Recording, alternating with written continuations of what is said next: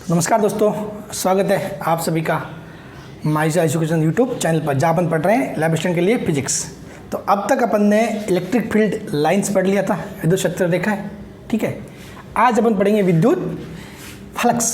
तो विद्युत फ्लक्स जो है एक्चुअली में ये बहुत ही बेसिक चीज़ है गाउस का नियम समझने के लिए। गाउस का नियम इसी विद्युत फ्लक्स को निकालने का ही एक फार्मूला देता है और उससे बहुत बड़ी बड़ी चीज़ें सॉल्व हो जाती है। तो पहले अपन इस चीज़ को जो समझेंगे, फिर उसके बाद गाउस का नियम पढ़ेंगे, ठीक है। तो अपन पढ़ते हैं विद्युत फ्लक्स। अब देखो विद्युत फ्लक्स क्या होता है और ये क्या कहता है।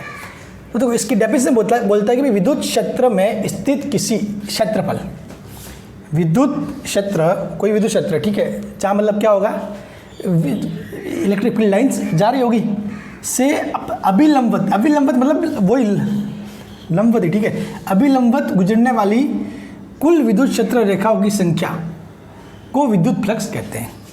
तो ये समझ लो कि फॉर एग्जाम्पल ये है, ये क्या है, राउंड बना रखा है मैंने, सर्किल बना रखा है।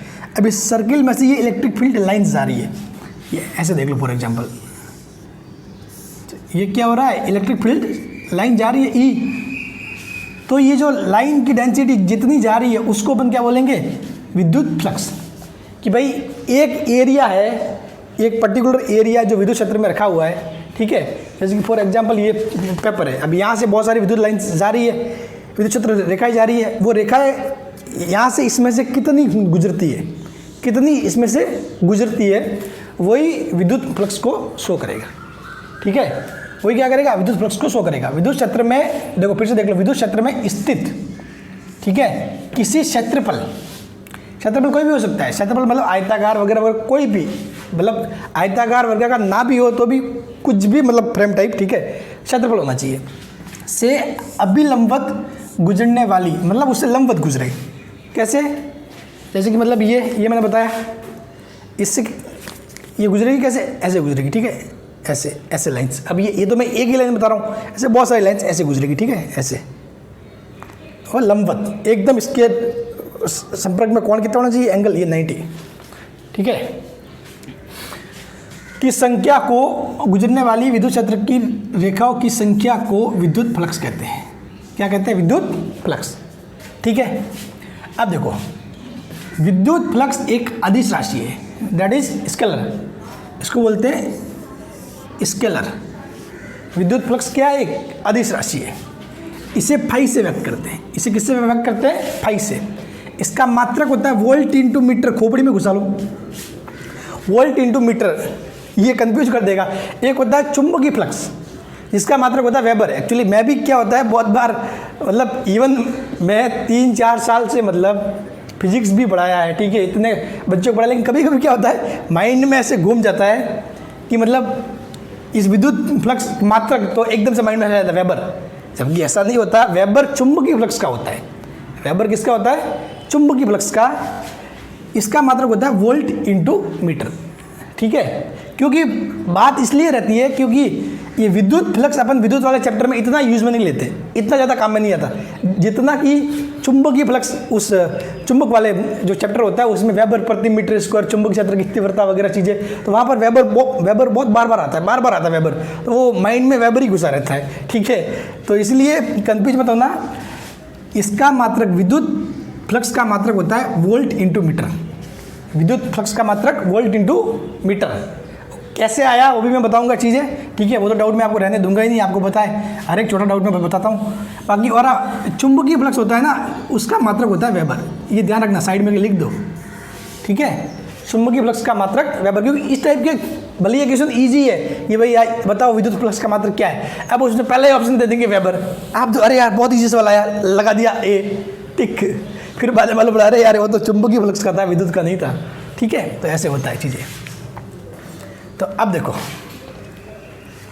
तो कहने का मतलब क्या हुआ कि भाई बहुत सारी इलेक्ट्रिक फील्ड लाइंस जा रही है, यहाँ से जा रही है, उसमें मैंने क्या रख दिया, कोई क्षेत्रफल रख दिया, ये गोलाकार, आयताकार, वर्गाकार, उसमें से कितनी रेखा है, उसमें से कितनी पास हो रही है, जो है उसमें से कितनी पास हो रही है। जैसे कि ये है, ये एक मैंने क्या बना दिया, पॉइंट है बता। अब ये रेखा है, अब ऐसी एक रेखा निकली, अब यहाँ से बहुत सारी जा रही है, लेकिन इसमें से कितनी जा रही है, 1 2 3 हो सकता है, कितनी जा रही है जो भी मतलब, तो उस माप को क्या बोलेंगे, विद्युत फ्लक्स बोलेंगे। ठीक है, अब देखो, तो जैसे ही अपन ये है तो विद्युत फ्लक्स में एक का क्या आता है, सदिश आता है। एक्चुअली सदिश क्षेत्रफल, सदिश क्षेत्रफल एक चीज़ होती है, मैं आपको बताऊं क्या होता है एक्चुअली में। जो क्षेत्रफल होता है ना, क्षेत्रफल को अपन फिजिक्स में क्या मानते हैं, सदिश मानते हैं। क्षेत्रफल को क्या मानते हैं, सदिश मानते हैं। जब देखो यहाँ पर अपन वेबर की बात कर रहे हैं, सॉरी वेबर नहीं, वोल्ट इंटू मीटर जो विद्युत फ्लक्स है उसकी बात कर रहे हैं, तो यहाँ पर अपन क्षेत्रफल सदिश रूप में लेते हैं। किस रूप में लेते हैं, सदिश रूप में। ठीक है, आपने ई डॉट डी ए किया भी होगा, लेकिन शायद आपको बहुत कम टीचर ने बताया होगा कि भाई क्षेत्रफल सदिश होता है, कैसे क्या चीज़ें होती है। तो देखो होता क्या है कि क्षेत्रफल जो होता है ना, क्षेत्रफल एक सदिश टाइप में होता है। ठीक है, और उसकी दिशा हमेशा उसका तल होता है, तल के लंबवत। अभी ये न्यूज़पेपर है, ठीक है, अब ये इसका क्षेत्रफल होगा, ये क्या है, ये क्या बना रहा है, आयत बना रहा है। अभी इसका क्षेत्रफल होगा, इस क्षेत्रफल की दिशा भी होती है क्योंकि सदिश है, इसकी दिशा होती है, इसका तल है ना, इसके तल के लंबवत ये दिशा होगी इसकी, इसका तल है, ये तल के लंबवत क्या होती है, क्षेत्रफल की दिशा होती है। ठीक है, तो देखो सदिश क्षेत्रफल, तो ये क्या होगा, अब जैसे कि पूरा क्षेत्रफल ए है, अब मैं उसमें छोटा सा पार्ट काट लिया डी ए, अल्प क्षेत्रफल, तो मैं, और उसकी दिशा क्या होगी, एन कैप। एन कैप होता है हमेशा एक लंबवत सदिश, सदिश में आप बोलते हो ना एन कैप, एन कैप हमेशा एक लंबवत सदिश होता है। जैसे कि आपने पढ़ा होगा सदिश में, आपने ए क्रॉस बी का गुणा पढ़ा होगा, ए क्रॉस बी पढ़ा है, ठीक है, उसमें आप लिखते हो ए बी साइन थीटा और एन कैप। शायद मुझे ही लगता है बहुत कम टीचर ने ये पीछे वाले एन कैप की बात की होगी। ठीक है, सारे क्या करते हैं, A cross B is equal to A B sine theta, जबकि भाई ए क्रॉस बी है तो ये सदिश गुणनफल है, तो सदिश का रिजल्ट भी किस में आएगा, सदिश में आएगा। तो ए बी साइन थीटा क्या आएगा, उसका वैल्यू शो करेगा, लेकिन दिशा कौन शो करेगा, ये एन कैप, यानी कि ए और बी दोनों के लंबवत सदिश होगा। ठीक है, जैसे कि ए क्रॉस बी, ए क्रॉस बी मतलब जैसे कि ये कोई ए है, ए सदिश है, ये कोई बी सदिश है। ठीक है, ये ए सदिश है, ये बी सदिश है, तो ए क्रॉस बी, तो मतलब क्या होगा, ए क्रॉस बी मतलब करना है ना आप लोग ऐसे, ए क्रॉस बी, तो इसकी दिशा हमेशा ऐसे लंबवत होगी, हमेशा ऐसे लंबवत, इस साइड या इस साइड। ठीक है, हमेशा इन दोनों के लंबवत होती है सदिश गुणनफल की दिशा। ठीक है, ये चीज़ें अपन सदिश तो खैर अपने है नहीं, बाकी अगर जब मैं 11th वालों को पढ़ाया था सदिश, तो बिल्कुल सदिश की बेसिक बातें मैंने क्लियर कर दी थी। और रीज़न ये है कि मेरा सदिश इतना स्ट्रांग होने के कारण मैं बताऊँ क्या था, जब 11th में शायद, हाँ 11th में क्या होता था, एक सदिश की बुक थी, या फिर 12th में थी शायद, मैं जब पढ़ता था उस टाइम 12th में मैथ्स में है ना, एक सदिश नाम से बुक थी, पूरी किस नाम से बुक थी, एक सदिश नाम से पूरी एक बुक ही थी। ठीक है, वो बुक मेरे पास अभी भी पड़ी है, मैं आपको दिखा दूंगा अभी। ठीक है, तो वो सदिश नाम से बुक थी, और उसमें आप सदिश, उसमें सदिश के साथ साथ सदिश के सारे किसको कैसे सॉल्व करना है, उसकी जो मैकेनिक्स है वो भी समझ जाते हो। और ये सदिश ही मतलब ये समझ लो कि एक महीने में मेरी फिजिक्स बहुत स्ट्रॉन्ग होने का कारण भी है, क्योंकि मैं सदिश मेरे को अच्छे से समझा हुआ है चीज़ें। ठीक है, चलो वो बात छोड़ो, अभी आपके लिए काम की चीज़ है कि भाई सदिश क्षेत्रफल इसकी दिशा कहाँ आएगी, इसके तल के लंबवत। तो मैं अगर छोटा सा पार्ट लूँ डी ए, तो डी ए के लिए डी ए एन कैप, और ए के लिए क्या लिखूँगा, ए एन कैप, यानी कि ए सदिश बराबर उसका मान वैल्यू इनटू उसकी दिशा। ठीक है, जिस प्रकार मैं लिखता हूँ कि भाई कोई 5 न्यूटन का बल जे कैप में लगा, तो एफ बराबर क्या होगा, 5 जे की दिशा में, तो क्या है 5, तो क्या इसका मान है, वैसे ए इसका मान है, एन कैप की दिशा है, यानी कि एकांक सदिश। एन कैप क्या होता है, कोई तल होता है, तल के लंबवत एकांक सदिश। जे भी क्या है, एक एकांक सदिश है। ठीक है, एकांक सदिश किस लिए काम में लेते हैं, दिशा बताने के लिए। आप सभी को पता है, नहीं पता तो खैर अभी उनके पीछे इतना भागने की जरूरत नहीं है। तो अब देखो, अब अपन पढ़ेंगे थोड़ा आगे, ये सदिश क्षेत्रफल वाला कॉन्सेप्ट इसको लिख लो, काम आएगा, क्योंकि हर कोई इतना बताता नहीं है। अब देखिए नेक्स्ट,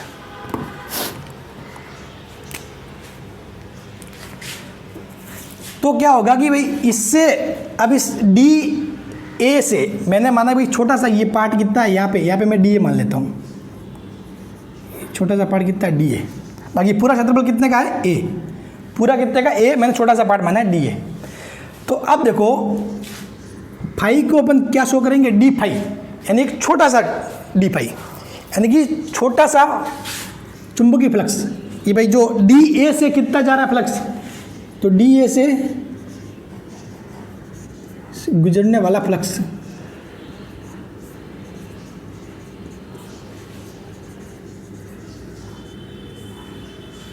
डी ए से गुजरने वाला फ्लक्स, ठीक है। वो डी ए से गुजरने वाला जो फ्लक्स होता है वो अपन लिखेंगे डी फाई, अपन क्या लिखेंगे डी फाई, और डी फाई बराबर अपन क्या लिखेंगे, डी फाई बराबर लिखेंगे अपन E D A cos theta, E D A cos theta. अब देखो कैसे लिखेंगे, E D A cos theta. अब देखो सिंपल सी बात है, ये कोई तल है, ठीक है।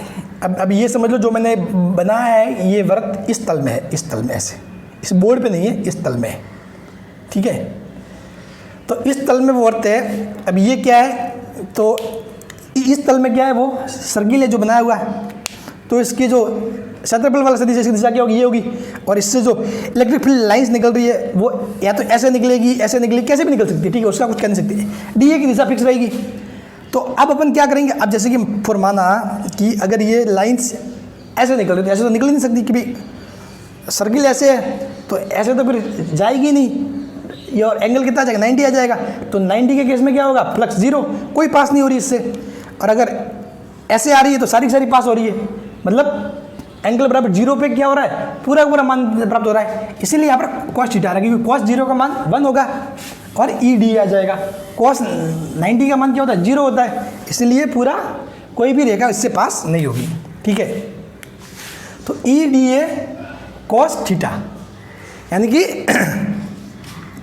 सिंपल सा कहने का मतलब ये हुआ, ये भाई जो डी ए छोटा सा मैंने पार्ट माना है, ठीक है, डी ए अपने को क्या है, परिभाषा क्या दे रही है कि भाई किसी क्षेत्रफल से अभिलंबित गुजरने वाली कुल विद्युत क्षेत्र रेखाओं की संख्या, कुल विद्युत क्षेत्र रेखाओं की संख्या।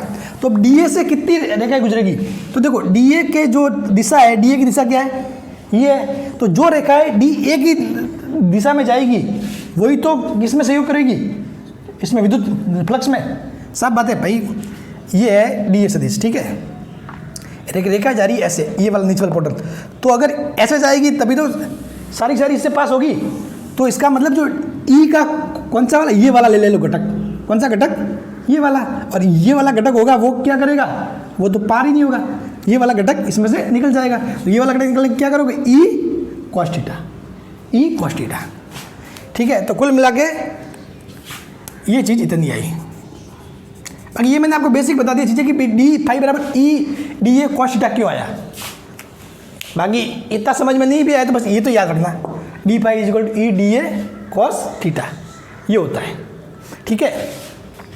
क्या हो जाएगा, D phi is equal to E D A cos theta.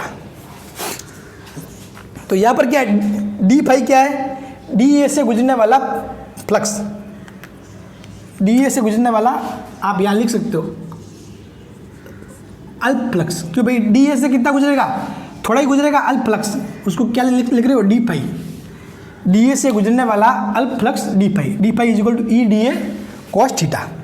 अब देखो अपने को पता है कि भाई डी फाई बराबर कुछ ऐसा आता है, तो ये क्या है, ये अपने आप में ए बी कॉस थीटा बन रहा है, ए बी कॉस थीटा मतलब ई और डी ए का क्या हो रहा है, ये अदिश गुणनफल। तो ये क्या हो जाएगा, इसको मैं सदिश फॉर्म में लिखूंगा, अदिश वाले में, तो ये अदिश गुणनफल की फॉर्म में आ जाएगा ई डी ए, ये क्या आ जाएगा, डॉट, समझ गए,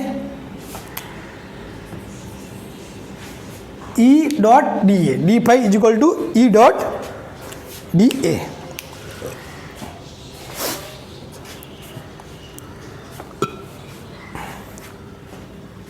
ठीक है, ये किसके लिए चीज, अल्प पृष्ठ के लिए, किसके लिए है, अल्प पृष्ठ, ये किसके लिए है? अल्प पृष्ठ के लिए। समझ गए? इसमें कोई डाउट नहीं होना चाहिए। मैंने जो बताया उसको एक बार रिवाइज करके फिर से देख लेना, ठीक है? अब देखो, अगर मैं, ये तो अल्प पृष्ठ के लिए, अगर बड़े पृष्ठ के लिए बात करें, बड़ा पृष्ठ, तो आपको पता है छोटे से बड़े के लिए अपन क्या करते हैं? समाकलन करते हैं। क्या करते हैं? समाकलन। तो समाकलन करेंगे तो क्या हो जाएगा? समाकलन डी फाई, और समाकलन कितना हो जाएगा? ई डॉट, और समाकलन की लिमिट कहाँ लगेगी? 0 से a, कि भाई जो डी ए है भाई पहले 0, फिर उससे बड़ा होता होता होता होता होता होता होता होता होता ए तक, ठीक है? पहले 0, फिर डी ए चौड़ा धीरे धीरे धीरे धीरे धीरे फैलता फैलता पूरा ए तक जाना लिमिट अपने को। तो D phi is equal to E dot D A, 0 से ए लिमिट, ठीक है? ये आ जाएगा किसके लिए? बड़े पृष्ठ के लिए। किसके लिए आ जाएगा? बड़े पृष्ठ के लिए। अब देखो, तो डी फाई का समाकलन क्या हो जाएगा? फाई। डी फाई का समाकलन क्या हो जाएगा? फाई। और ये किस लिए हो रहा है? देखो यहाँ पर भी लिमिट आती है 0 से फाई। भाई डी फाई है छोटा सा फ्लक्स है, अपने को निकालना है, तो ये छोटा सा फ्लक्स पहले 0 होगा, फिर पूरा फ्लक्स फाई के बराबर है। और ये अपने को पता है समाकलन डी एक्स बराबर कितना आता है? एक्स। तो फिर जब लिमिट पुट करते हैं तो कितना? लिमिट फाई माइनस 0, तो कितना जाएगा? फाई आ जाएगा, ठीक है? ये चीज़ ऐसे ही है। अब ये समझ गए ना? जैसे कि अब डी फाई का समाकलन करोगे तो कितना आएगा? फाई। अब फाई की लिमिट लिखोगे 0 से फाई, तो फाई माइनस 0 फाई आ जाएगा। ऐसा अगर इसका समाकलन करोगे तो ई तो क्या है यहाँ पर? इसके लिए बाहर आ जाएगा, फिर डी ए के फॉर्म में करोगे तो क्या आ जाएगा? ए की फॉर्म में आ जाएगा। तो ये हो जाएगा ई डॉट ए। तो जो बड़ा पृष्ठ है इसके लिए क्या हो जाएगा? Phi is equal to E dot A. Phi is equal to E dot A, यानी कि सदिश गुणनफल। ये ध्यान रखना, ई गुणा ए नहीं है, ई डॉट ए। हाँ, ये ई गुणा ए में चेंज हो जाएगा। कब? किस कंडीशन में? जब इसके डी ए और ई के बीच में कोण थीटा हो। कोण थीटा कितना हो जाए? 0 हो जाए। यहाँ पर थीटा मैंने बताया नहीं, थीटा मैंने इसका ये तो बता रखा वैसे तो। थीटा क्या है? ई व ए के मध्य कोण, ई व ए के मध्य कोण, ठीक है? यानी कि ई की दिशा विद्युत क्षेत्र की दिशा और सदिश क्षेत्रफल की दिशा, इनके मध्य कोण है, ठीक है? ये हो गया बड़े पृष्ठ के लिए। एक आता है बंद पृष्ठ, एक और आता है चीज बंद पृष्ठ।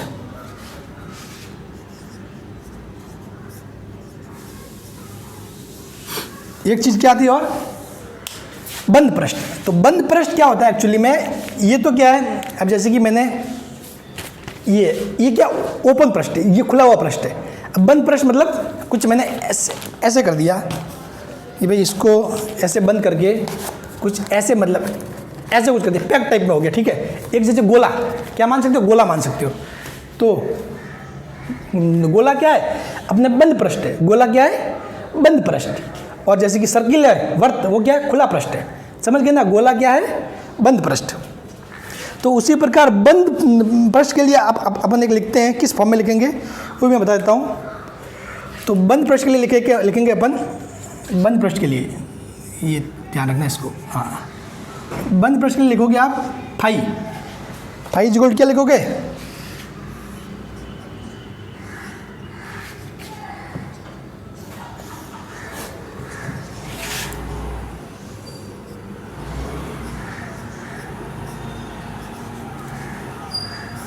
ई डॉट डी ए, ये तो है खैर है ही।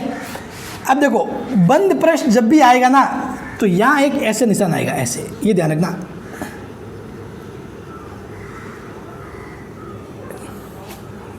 गाउस के नियम में ये चीज़ काम आने वाली है, ये बंद पृष्ठ ही काम आने वाला है गाउस के नियम में, ठीक है? गाउस के नियम में ये जो लिखवा रहा हूँ ना, यही काम आने वाला है। फाई इसका मतलब होता है बंद पृष्ठ। हमेशा कहीं भी फिजिक्स में ऐसे आए ना तो समाकलन, इसका मतलब होता है समाकलन किसमें? किसका? बंद पृष्ठ का समाकलन। जबकि ये होता है नॉर्मली ओपन पृष्ठ का समाकलन। जबकि ये ऐसे करके इसके ऊपर एक गोला लगा दे तो ये होता है बंद पृष्ठ का समाकलन। और बंद पृष्ठ के समाकलन की लिमिट क्या होगी भाई? लास्ट लिमिट कितनी होगी? 0 से a तक। तो अपन इसको ए से डिनोट कर देते हैं नीचे, ठीक है। तो ये होता है बंद प्रश्न के लिए phi is equal to A E dot D A, ऐसे होता है, समझ गए। अब मेरे ख्याल से इसमें आपको कोई दिक्कत नहीं होनी चाहिए, सिंपल सी बात है। एक बार फिर से बताता हूँ, विद्युत क्षेत्र में कोई ये रखा हुआ है, क्योंकि मैं इसलिए इस पे जोर दे रहा हूँ कि ये गाउस का नियम आपके टॉपिक में है, बहुत इंपॉर्टेंट, और ये उसका बहुत बड़ा बेसिक है। ये क्या है, अपने आप में एक क्षेत्रफल, यहाँ से क्षेत्र दिखाई जा रही है, तो ये मान लो ये क्या हो जाएगा, इसकी दिशा हो जाएगी भाई, क्षेत्रफल की दिशा क्या हो जाएगी, ये हो जाएगी, क्या हो जाएगी, ये हो जाएगी इसके लंबवत, ठीक है। ये वर्ड ही नहीं हो रहा मेरे से, हाँ, ये इसके लंबवत हो जाएगी।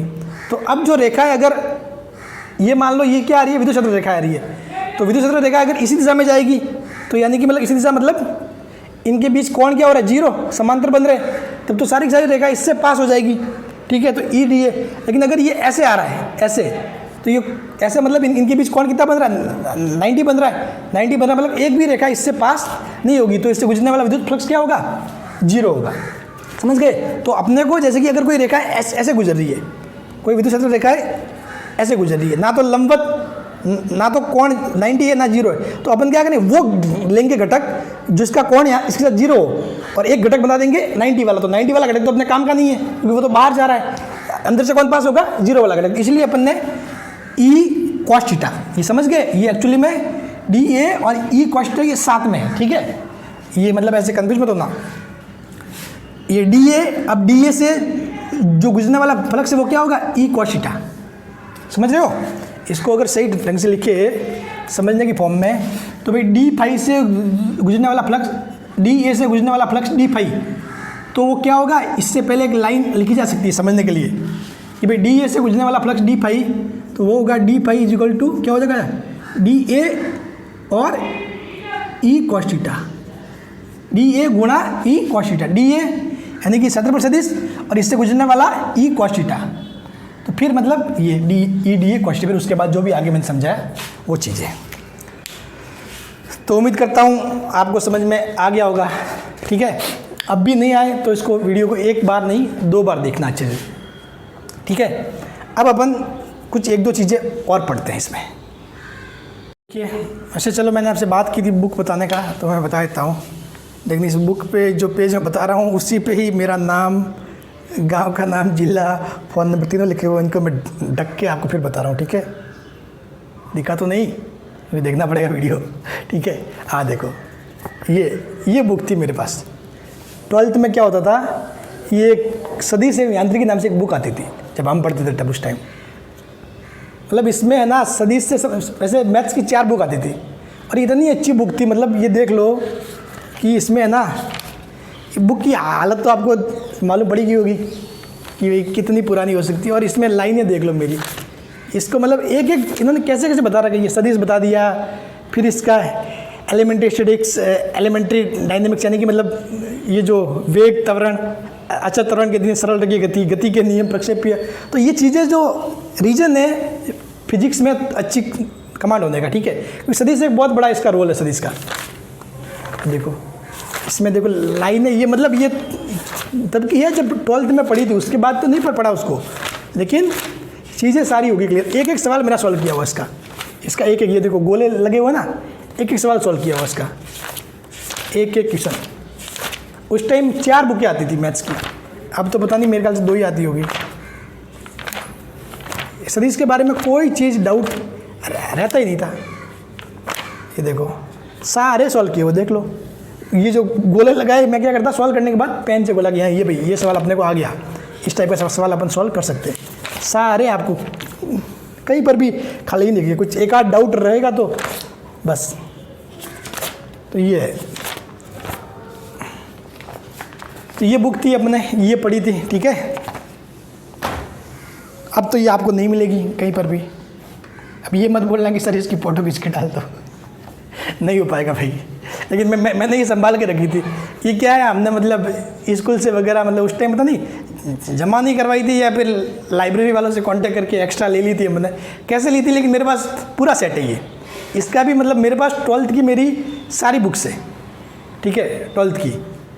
और 11th की भी, हाँ, लेकिन उसकी थोड़ी आधी है, 12th वाली सारी है, पूरा का पूरा एक सेट है मेरे पास, ठीक है। वो मैंने इसलिए लिया था कि फिर मुझे वो आगे जो तैयारी वगैरह करनी थी, उस टाइम आरपीटी का एग्ज़ाम होता था, ठीक है, राजस्थान प्री इंजीनियरिंग टेस्ट, जिस प्रकार मेडिकल में पहले होता था एक अपने राजस्थान में आरपीएमटी और आरपीटी, पहले 3 एग्जाम होते थे अलग अलग, आरपीईटी, AIEEE और जेई, ठीक है। तो अब तो क्या कर दिया है, सभी को इस जेई में डाल दिया, सारों को मर्ज करके। पहले अलग अलग होता था, राजस्थान के लिए आरपीटी, फिर जो अपने जो NITs है, नेशनल इंस्टीट्यूट ऑफ टेक्नोलॉजी, उनके लिए AIEEE, फिर जो इंडियन इंस्टीट्यूट ऑफ टेक्नोलॉजी है IIT, उसके लिए जेई होता था। तो ये है चीज़ें। चलो, तो मैंने भी आरपीटी का एग्ज़ाम दिया था। अब बात करते हैं केस 1, केस 2, केस 3, इन चीज़ों की, ठीक है। और पता है इन बुक में क्या सबसे अच्छी बात, ये कोई मेरे को किसी टीचर ने नहीं समझाया, ठीक है, ये किसी टीचर ने इसमें, ये इन बुक्स में लैंग्वेज इतनी अच्छी है कि मतलब बिल्कुल एक एक लाइन को आप ध्यान से देखोगे ना तो आप सीख ही जाओगे। अगर कुछ डाउट आता तो जो पीछे लाइनें पड़ी है उन पे गौर करो और कोशिश करो तो आपको कॉन्सेप्ट समझ में आ जाएगा। इसलिए मैं बोलता हूँ आरबीएससी वाली बुक है वो बहुत मतलब अच्छी है। मतलब अभी हो सकता है कि मतलब एनसीईआरटी में भी सही ढंग से चीज़ें पेश की हुई हो, लेकिन जब नई एनसीईआरटी आई थी और जो आरबीएससी थी तो उनकी तुलना करें तो एनसीईआरटी फैलता लगभग, ठीक है, क्योंकि आरबीएससी में बहुत ईजी लैंग्वेज में और बहुत मस्त समझा रखा है चीज़ें। खास तौर पे अगर जैसे ये सदी से यांत्रिकी ऐसी बुकें देखें तो उसी हिसाब से मैं थोड़ा बच्चों को बोलता भी, सर बोलते सर आरबीएससी पढ़े, एनसीईआरटी पढ़े। अगर आपके पास पुरानी वाली आरबीएससी है तो अच्छा है, उसमें चीज़ें थोड़ी अच्छे से दी हुई है। एनसीईआरटी में क्या है, दिया हुआ फैक्ट तो सही है लेकिन शॉर्ट में दिया हुआ है, ये रहता है, ठीक है। खैर, लेकिन सभी के पास इस प्रकार की बुक मौजूद होना भी सिंपल काम नहीं है, तो उसको प्राप्त करने के लिए अपना टाइम वेस्ट करो, उससे बढ़िया जो है उसी को पढ़ो, ठीक है। नहीं तो क्या आप परेशान भाई नहीं मिल रही कहाँ से लाए, तो इतना भी कोई ज़मीन आसमान का फर्क नहीं है, लेकिन समझने में थोड़ा ईजी रहता है। चलिए अब अपन बात करते हैं केस 1, केस 2, केस 3 की, ठीक है। केस 1 क्या है? केस 1 यानी कि भाई ये जो है तल, ये तल है, ये अपना क्षेत्रफल ये रख दिया, यहाँ से बहुत सारी लाइंस गुजर रही है, इलेक्ट्रिक फील्ड लाइंस, तो उसकी दिशा और डीए की दिशा, यानी कि यहाँ से विद्युत क्षेत्र रेखा गुजर रही है, उसी में मैंने ये सर्किल रख दिया। ये सर्किल ऐसे बोर्ड पे नहीं होगी, ऐसे है, यहाँ पर है, ठीक है। तो इससे सारी रेखाएं जा रही है, कितना हो जाएगा angle theta equal to 0, sorry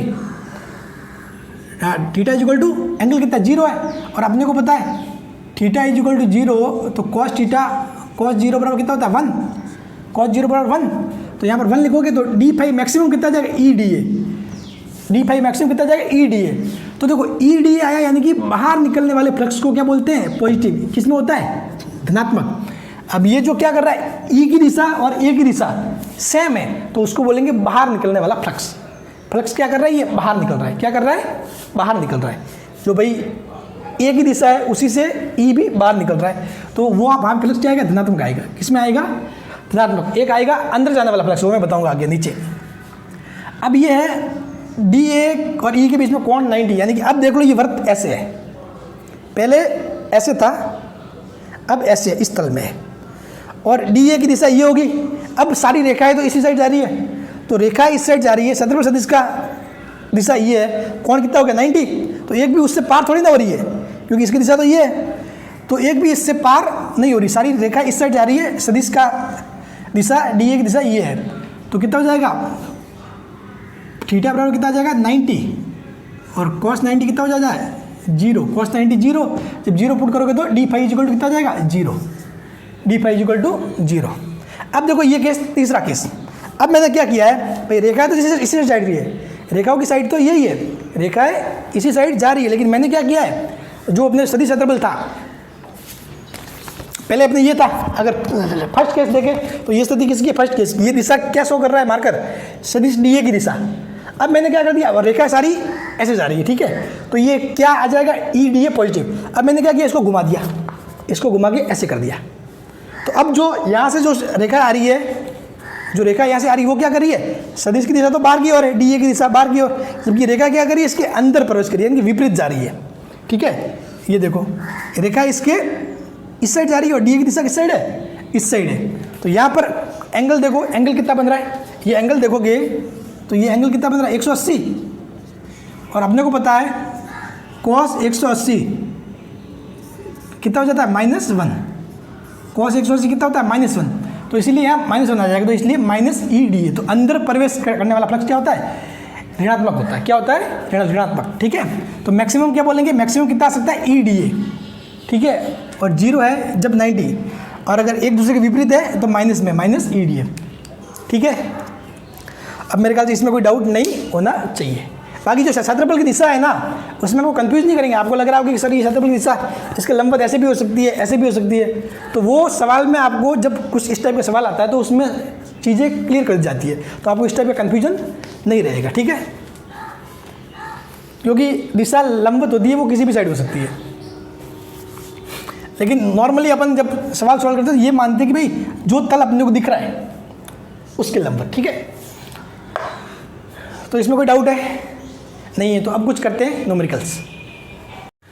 अब देखो न्यूमेरिकल्स 2, एक क्या दिया, विद्युत क्षेत्र क्या दिया हुआ है, E = 2I प्लस 200I है, 200I प्लस कितना है, 200 नहीं, 200I प्लस 300J।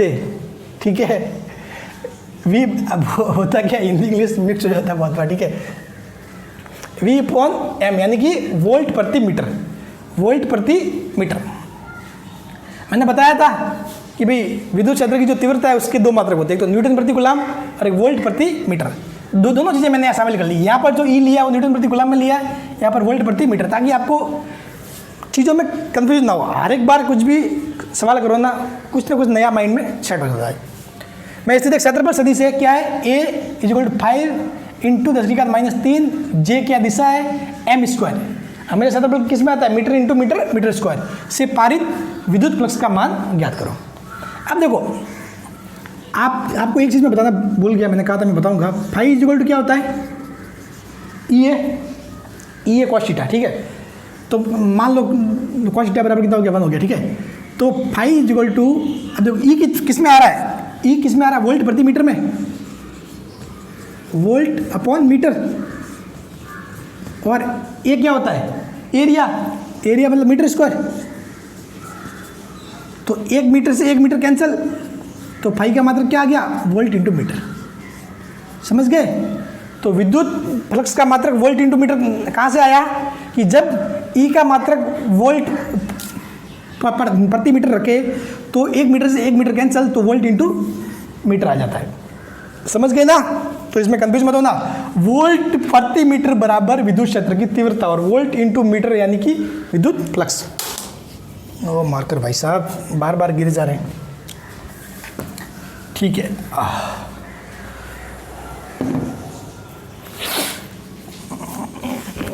आज का कल एक लेक्चर नहीं हो पाया था, आज इस लेक्चर को एटलीस्ट विद्युत फ्लक्स को पूरा करना है।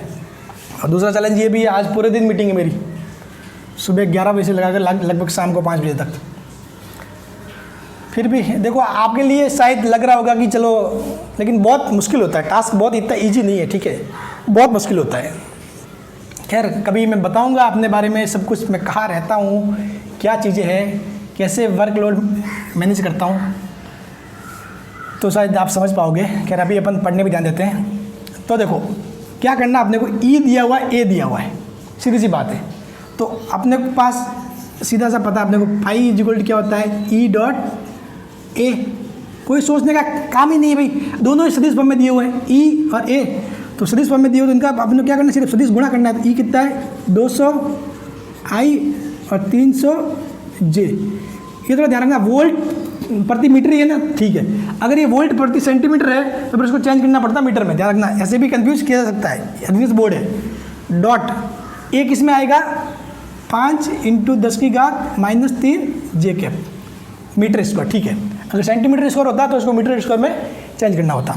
अब देखो डॉट गुणा में क्या होता है, पहले आई का जे के साथ करोगे तो कितना आ जाएगा, 0।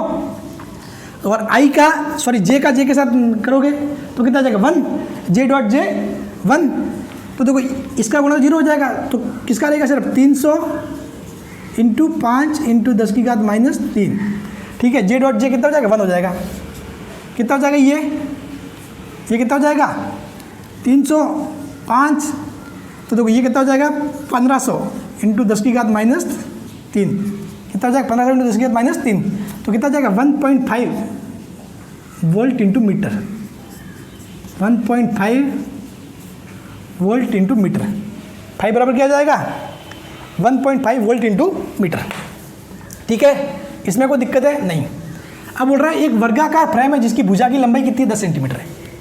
सारे कॉन्सेप्ट में डाल रहा हूँ, जो सवाल बना रहा हूँ ना उसमें मोस्टली मतलब सारे कॉन्सेप्ट घुसा रहा हूँ ताकि आपको सवाल करते वक्त देखो एक क्या होता है, आपको सीरीज़ तो बहुत सारी मिल जाएगी, सीरीज़ भी होती है न्यूमेरिकल की, यूट्यूब पे बहुत सारे पढ़ते क्या करते हैं एक ही टाइप के सवाल बता दिए करते जाओ करते। एक ही टाइप के सवाल में क्या करोगे भाई, सवाल तो आखिर में आप फिजिक्स पढ़ रहे हो तो आपको कैलकुलेशन तो करना है नहीं कि भाई मैं इसी टाइप का सवाल यहाँ पर ई में 200 की जगह 100 लगा के एक सवाल बना दिया, यहाँ पर 5 की जगह 10 लगा के एक सवाल और बना दिया, उससे कोई मतलब नहीं है। अपने को हर एक सवाल में नया कॉन्सेप्ट सीखना है, ठीक है, और इसको कैसे इम्प्लीमेंट करना है।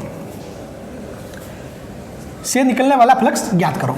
तो वर्गाकार फ्रेम जिसकी भुजा क्या है 10 सेंटीमीटर, तो भुजा 10 सेंटीमीटर है तो अपने को क्या निकालना है पहले क्षेत्रफल। क्षेत्रफल क्या होता है,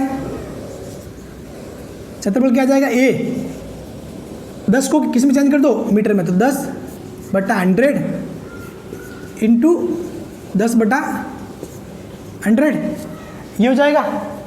ठीक है, अगर 1 0 से 1 0 1 0 से 1 0 कितना जाएगा 1/100 मीटर स्क्वायर। क्षेत्रफल कितना जाएगा 1/100 मीटर स्क्वायर। समझ गए, मैंने में क्या किया, वर्ग का क्षेत्रफल क्या होता है भुजा का स्क्वायर, तो भुजा इंटू भुजा, लेकिन भुजा सेंटीमीटर में तो मीटर में बदल दिया, 100 से भाग कर दिया दोनों साइड। ठीक है, तो 1/100 मीटर स्क्वायर ये आ गया ए। थीटा कितना दिया हुआ है 60 डिग्री। थीटा 60 डिग्री मतलब ई और ए सदिश के बीच का कोण है। ठीक है, अब देखो बहुत बार क्या होगा कि आपको सवाल में ऐसे भी कंफ्यूज किया जा सकता है कि ये मान लो कि ये वर्गाकार फ्रेम है, ठीक है, ये एक फ्रेम है, ये क्या है ए सदिश है, ये क्या ए सदिश है, और यहाँ से विद्युत क्षेत्र की रेखा जा रही है। तो ये विद्युत क्षेत्र की रेखा है ना, अगर आपको ये कोण दे दे, कौन सा वाला, ये वाला कोण, तो आपको कोण को कौन सा चाहिए ई और ए के बीच का। बात समझ रहे हो ना, जैसे कि ये तल है, तल में ये ए वेक्टर है, यहाँ से कोई ई सदिश जा रहा है, तो विद्युत क्षेत्र की दिशा ये है, तो आपको देने में ये कोण दे सकता है कि भैया ये कोण थीटा है, इसका जो तल है इससे ई का कोण कितना है थीटा, तो आपको चाहिए कौन सा वाला ई और ए के बीच वाला, तो ये कितना हो जाएगा 90 - थीटा। तो अब आपका रियल कोण कितना होगा जो आपके काम में लोगे होगा 90 - थीटा। अपने को किस कोण से मतलब है ए और ई के बीच का कोण, या ये आपको ये भी दे सकता है, अगर ये 30 दे दिया तो अपना ये वाला कितना हो जाएगा 60 हो जाएगा। समझ गए, हाँ, लेकिन यहाँ पर मैंने थीटा बराबर 60 लिखा है, मतलब ई और ए के बीच का कोण ही दिया डायरेक्ट। ठीक है,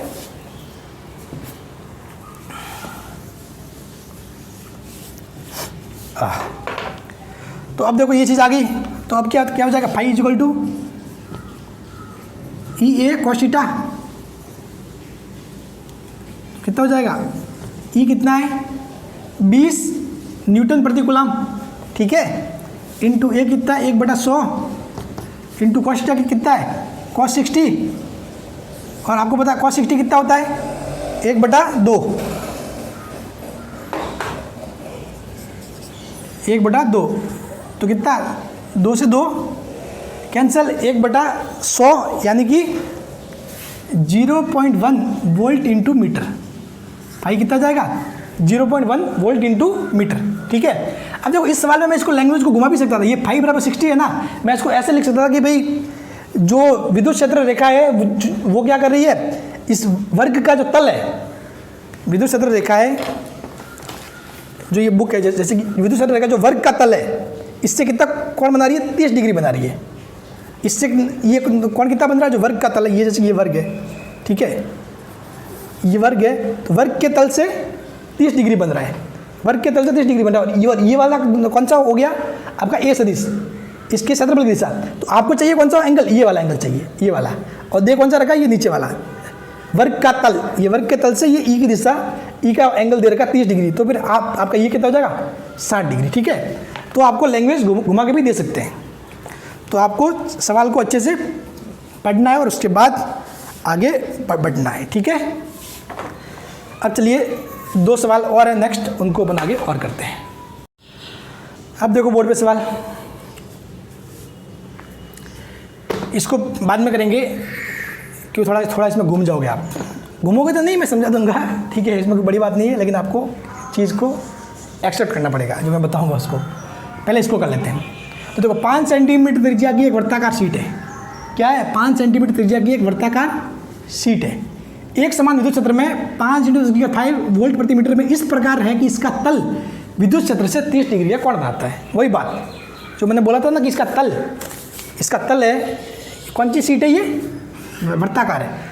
ये तो अपने पास दूसरी है, लेकिन ये वर्ताकार मान लो, ठीक है। तो इसका जो तल है ना, ये तल विद्युत क्षेत्र से कितना बना रहा है? 30 डिग्री को कोण बना। तो ये कोण कितना हो गया? 30 डिग्री। तो इसके जो लंब सदिश है, जो इसका दिशा है क्षेत्रफल की, उसके और ई के बीच में कोण कितना हो जाएगा? ऑटोमेटिकली 60 हो जाएगा, ठीक है। कितना हो जाएगा? 60 हो जाएगा। कोण शीट से पारित फ्लक्स ज्ञात करो। तो पहले तो बात करते हैं वर्ताकार शीट का क्षेत्रफल ए। क्या निकालना अपने को? पहले तो ए निकालना है। तो ए बराबर कितना जाएगा? πr²। तो पाई आर बराबर कितना? 5 सेंटीमीटर दिया हुआ है, तो 5/100 का स्क्वायर, ठीक है। कितना हो जाएगा? 25 पाई। कितना हो जाएगा? 5 का स्क्वायर 25, 5 का स्क्वायर 25 और पाई, और नीचे कितना हो जाएगा? 100 × 100 10⁴। जब ऊपर लेके जाओगे तो 10⁻⁴ मीटर स्क्वायर। समझ गए? अब देखो, इसका तल विद्युत क्षेत्र से 30 डिग्री का कोण बनाता है। इसके कहने का मतलब है कि भाई ये वर्ताकार शीट रखी हुई है, ठीक है। इसका तल ये है, ये तल है, ये तल है। तो विद्युत क्षेत्र ये ई है, ये तल कितना कोण हो गया? 30 डिग्री। तो अपने को कौन सा चाहिए? ए क्षेत्रफल वाला। ए वाला ये कितना हो जाएगा? Automatically 60 degree. ये कितना हो जाएगा? 60 डिग्री। तल से 30 डिग्री है, तो यहाँ कितना हो जाएगा? 60। तो थीटा बराबर कितना हो जाएगा?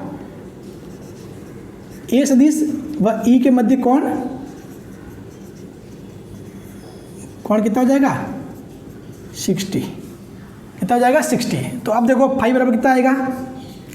फाई बराबर अपने को पता है ई ए कॉस थीटा। ई कितना दिया हुआ है? 5 × 10⁵ वोल्ट प्रति मीटर। ए कितना हुआ है?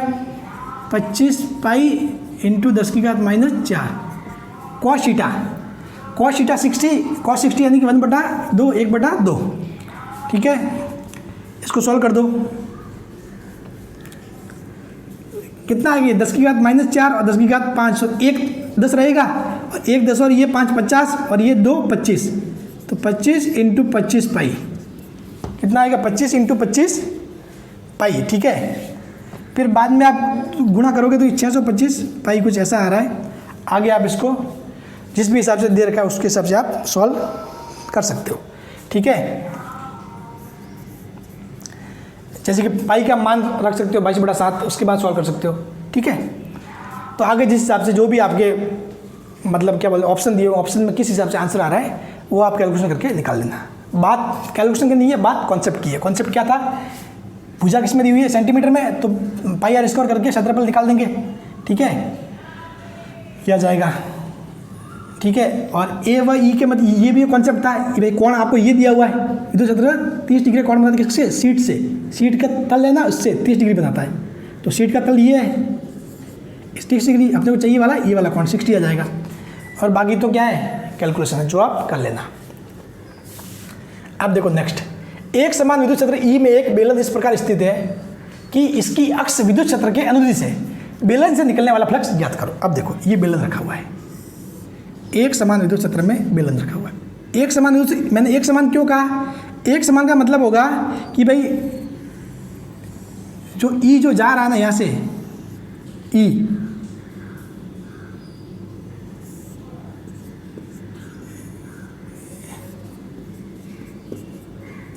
ई का मान यहाँ भी सेम होगा, यहाँ भी सेम होगा, सभी जगह ई का मान सेम। नहीं तो एक समान नहीं होता तो फिर इस सवाल को फिर करना सिंपल नहीं होता, क्योंकि फिर क्या होता कि असफिशिएंट जानकारी, सफिशिएंट जानकारी नहीं है, अपन ये लिख सकते थे इसका आंसर। ठीक है, यहाँ पर भी जो ई का मान इस पॉइंट पर है वो भी उतना ही होगा और इस पॉइंट पर भी इतना ही होगा, इसीलिए मैंने लिखा है एक समान है दूसरे, यानी कि समरूप। ठीक है, अब देखो ये क्या कह रहा है ई, और ये क्या है बेलन की अक्ष है, बेलन की अक्ष ये है और यहीं से क्या जा रहा है ई जा रहा है, ई जा रहे हैं ऐसे। ठीक है, ई ऐसे, बहुत लाइन एक ही नहीं जाती, विद्युत क्षेत्र रेखा बहुत सारी गुजरती है। ठीक है, बस अपने को मतलब है उसकी दिशा से। तो अब देखो पहले तो आप ये वाला पोर्शन देखो, तो ये बेलन जो मैंने ऐसे रखा हुआ है ऐसे, ठीक है, ऐसे बेलन को रखा हुआ है ऐसे इस प्रकार। ठीक है, और ये एक साइड ऐसे हो गया, ये वाला पोर्शन हो गया बेलन का, ये वाला पोर्शन हो गया बेलन का। तो मैंने बताया था अब क्या होगा, बेलन का क्षेत्रफल होगा, तो बेलन का क्षेत्रफल जो वक्र पृष्ठ, ठीक है, बेलन का ये होता है वक्र पृष्ठ और इन दोनों को शामिल कर ले तो कुल पृष्ठ। तो बेलन के इस साइड वाले पृष्ठ और इस साइड वाले पृष्ठ, इसका भी कोई क्षेत्रफल होगा, इसका भी कोई क्षेत्रफल होगा। अब इनकी दिशा क्या होगी, तो मैंने क्या बताया, जो तल अपने को दिखता है, मैंने बताया भाई जो ये तल है तल के लंबवत होगा, तल के लंबवत तो एक तो अंदर की ओर भी हो सकता है, लेकिन मैंने कहा जो तल आपको दिख रहा है उसको आप दिशा मान लो। तो यहाँ क्या हो जाएगा दिशा, इसके साइड की दिशा ए कैप इस साइड होगा और इसका ए कैप क्या होगा इस साइड। ठीक है, समझ गए। अब क्या कर रहा है, एक समान विद्युत क्षेत्र ये में इस प्रकार की विद्युत क्षेत्र के अनुदिश से बेलन से निकलने वाला फ्लक्स ज्ञात करो। तो बेलन से निकलने वाला फ्लक्स, ये क्या बोल रहा है, किसी एक भुजा का नहीं बोल रहा कि बेलन के इस वाले पोर्शन से निकलने वाला ज्ञात करो। तो देखो आप क्या करोगे, यहाँ देखोगे ध्यान से, तो 1 और ये इस पॉइंट को मान लो 2। ठीक है, तो फाई इज इक्वल टू क्या जाएगा total, phi 1 plus phi 2। Phi 1 क्या है, इस वाला जो क्षेत्रफल है इसमें, फाई 2 यहाँ की स्थिति। तो यहाँ देखोगे तो ई इस साइड है और ए इस साइड है, मतलब आपस में ये क्या है एक दूसरे के विपरीत है।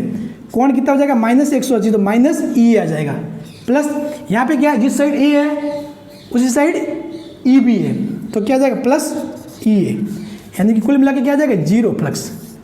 फ्लक्स क्या आ जाएगा 0। देखो कारण क्या है कि भाई जितना फ्लक्स अंदर जा रहा है उतना का उतना बाहर जा रहा है। ठीक है, तो बाहर जाने वाला पॉजिटिव, अंदर आने वाला नेगेटिव, कुल मिला के तो हो जाएगा 0 हो जाएगा। मैंने पीछे लाइनें लिखवाई भी थी, मैंने कहा ना मेरे हर एक लाइन जो लिखवाता हूँ ना उसका कोई मतलब होता है। ठीक है ना, तो इसीलिए 0, क्योंकि इसका कुल देखोगे, कुल टोटल देखोगे तो यहाँ पर 2 क्षेत्रफल है, 2 क्षेत्रफल से मामला बैठ रहा है। एक तो यहाँ वाले से यहाँ वाले में तो एंटर कर रहा है तो इसलिए नेगेटिव आ गया, इस क्षेत्रफल से बाहर निकल रहा है इसलिए पॉजिटिव में आ गया। ठीक है, इस वाले क्षेत्रफल जो ऊपर वाला है इससे कोई मतलब, क्योंकि अगर रेखाएं जो इसकी तो दिशा कैसे होगी, ऐसे होगी, तो इसके तो ये क्या लंबवत है, तो इसका तो कोई रोल ही नहीं होगा। अगर ये ऐसे जाता, अगर ये दिशा ये होती तो फिर इस वाले पोर्शन का रोल होता है, ये जो वक्र पृष्ठ है ना इस वाले पोर्शन का रोल होता है, फिर इसका कोई रोल नहीं होता, क्योंकि इसके सापेक्ष कौन क्या बन जाता 90 बन जाता। लेकिन अभी इसके सापेक्ष 90 है, इसके सापेक्ष 0, तो अपने काम में कौन से आ रहे हैं ये और ये, तो इसमें तो क्या आएगा नेगेटिव माइनस ई है, क्योंकि ई इस साइड है ए इस साइड है, कौन 180, यहाँ पर ए भी इस साइड है ई भी इस साइड है। और मैंने बताया जो तल दिख रहा है वही वाला लंबवत पोर्शन क्या होगी दिशा होगी, यहाँ दिशा बाहर की तरफ इस साइड, यहाँ दिशा बाहर की तरफ इस साइड। ठीक है, इनको ध्यान से देखना। अब ये मेरे ख्याल से फ्लक्स का चैप्टर पूरा हो गया, फ्लक्स अपने को आगे नहीं पढ़ना। अब अपन स्टार्ट करेंगे गाउस का नियम, लेकिन गाउस का नियम स्टार्ट करने से पहले कुछ छोटी सी बात है जो मैं आज ही लिखवा देता हूँ, क्योंकि गाउस का फिर अपन कल सीधा गाउस का नियम स्टार्ट करेंगे। ठीक है, कुछ पॉइंट है जो अपन गाउस के नियम में यूज़ करते हैं, उसके बारे में अपन बात करते हैं। अब देखो लास्ट आज के दिन का कुछ इंपॉर्टेंट चीज़ें हैं, पॉइंट्स है जो अपने काम आएंगे, गाउस का नियम पढ़ेंगे तब। एक होता है रेखीय आवेश घनत्व, एक होता है पृष्ठ आवेश घनत्व, एक होता है आयतन आवेश घनत्व। रेखीय आवेश घनत्व को लिखते हैं लैम्बडा, सिग्मा, और इसको बोलते हैं रो। ठीक है, तो रेखीय आवेश घनत्व क्या होता है, एकांक लंबाई में उपस्थित आवेश, एकांक लंबाई में उपस्थित आवेश। उसी प्रकार पृष्ठ आवेश घनत्व एकांक क्षेत्रफल में उपस्थित आवेश, आयतन आवेश घनत्व एकांक आयतन में उपस्थित आवेश। फॉर एग्जाम्पल कोई लाइन है, कोई सिंपल सी लाइन, अब यहाँ पे कोई आवेश क्या क्यू है, ये क्यू पॉजिटिव हो सकता है नेगेटिव हो सकता है, उससे कोई मतलब नहीं। ठीक है, तो लैम्बडा बराबर क्या होगा क्यू अपॉन एल, यानी कि कुल आवेश बटा कुल लंबाई। समझ गए, कुल आवेश बटा कुल लंबाई, ये हो जाएगा लैम्बडा, यानी कि इसका जो मात्रक होगा लैम्बडा बराबर, यानी कि कूलाम, क्यू क्या होता है कूलाम प्रति मीटर, कि भाई 1 मीटर लंबाई में कितना आवेश है, इसको बोलेंगे रेखीय आवेश घनत्व। इसी प्रकार पृष्ठ आवेश घनत्व यानी कि क्षेत्रफल दिया हुआ है, कोई क्षेत्रफल दिया हुआ है, उस क्षेत्रफल में पूरे क्षेत्रफल में आवेश कितना रखा हुआ है क्यू, तो sigma is equal to Q upon A, यानी कि कुल आवेश बटा कुल क्षेत्रफल। तो सिग्मा बराबर क्या हो जाएगा, कूलाम प्रति मीटर स्क्वायर। इसका मतलब ये हुआ कि भाई 1 मीटर स्क्वायर क्षेत्रफल में कितना आवेश है, उसको कैसे लिखेंगे, सिग्मा से। एकांक क्षेत्रफल में उपस्थित आवेश ये होता है एकांक लंबाई में उपस्थित आवेश। फिर है रो, ये होता है एकांक आयतन में उपस्थित आवेश, यानी कि कुल आवेश क्यूब बटा कुल आयतन। आयतन क्या होता है, मीटर क्यूब। तो रो इज इक्वल टू कूलाम प्रति मीटर क्यूब, कूलाम प्रति मीटर क्यूब, यानी कि एकांक आयतन में उपस्थित आवेश। समझ गए। तो अब क्या होगा, आपको होगा क्या, इसका मतलब कि भाई सवाल में क्या होगा, बहुत बार ऐसे दे दिया जाएगा कि कोई छड़ है, छड़ किसमें होती है, लंबाई में होती है। कोई छड़ का रेखीय आवेश घनत्व लैम्बडा इतना है कि भाई 3 कूलाम प्रति मीटर है, लैम्बडा 3 कूलाम प्रति मीटर है। तो आपको सवाल में क्या करना होगा कि भाई उस छड़ पे कुल आवेश कितना है, तो आपको छड़ की लंबाई दे दी जाएगी। तो भाई एकांक लंबाई में इतना है तो कुल लंबाई में, तो इसको कुल से गुणा कर दोगे तो मीटर से मीटर कैंसिल और कुल चार्ज कूलाम में आ जाएगा। समझ रहे हो, आपको एकांक का दिया जाएगा और फिर आपको पूरे को निकालना होगा। ऐसी चीज़ें आपके काम आएगी किसमें, गॉस के नियम में। तो इसमें कोई डाउट नहीं होना चाहिए। लैम्बडा कूलाम प्रति मीटर, ये कूलाम प्रति मीटर स्क्वायर, कूलाम प्रति मीटर क्यूब। ठीक है, ये सारी चीज़ें जो इंपॉर्टेंट है वो मैं सारा बता रहा हूँ। सिलेबस में देखो मैं पॉइंट टू पॉइंट पढ़ा रहा हूँ और जिस टॉपिक से संबंधित जो चीज़ इंपॉर्टेंट है वो भी मैं आपको बता रहा हूँ। इसलिए आपको कंफ्यूज होने की कोई ज़रूरत नहीं, कहीं कुछ भी एक्स्ट्रा मटेरियल उठाने की जरूरत नहीं है। हाँ, अगर मेरा वाला जो मैं पढ़ा रहा हूँ वो पढ़ने के बाद आपके पास टाइम है तो चीज़ें कर सकते हो, बाकी उसके अलावा फिजिक्स की टेंशन छोड़ दो। फिजिक्स आप मेरे ऊपर छोड़ दो। कोई पूछ रहा है सर, बार बार पूछे जा रहे हो सर सिलेबस कब होगा, सिलेबस मैं पूरा करवा दूंगा, ये गारंटी है मेरी। ठीक है, और मुझे पता है कब करवाना है, कैसे करवाना है और आगे के चैप्टर में कितना टाइम लगेगा, क्योंकि मैं 3 बार 4 बार कोर्स पूरा करवा चुका हूँ बच्चों का। ठीक है, तो मुझे अच्छे से पता है कि कौन से चैप्टर में कितना टाइम लगेगा। ठीक है, तो आप टेंशन मत लो, चीज़ें मेरे ऊपर छोड़ दो, सब कुछ हो जाएगा। ठीक है, तो चलिए जो आज को जो पढ़ाया है उसको अच्छे से पढ़ना, फिर अपन कल से स्टार्ट करेंगे Gauss law. Thank you so much.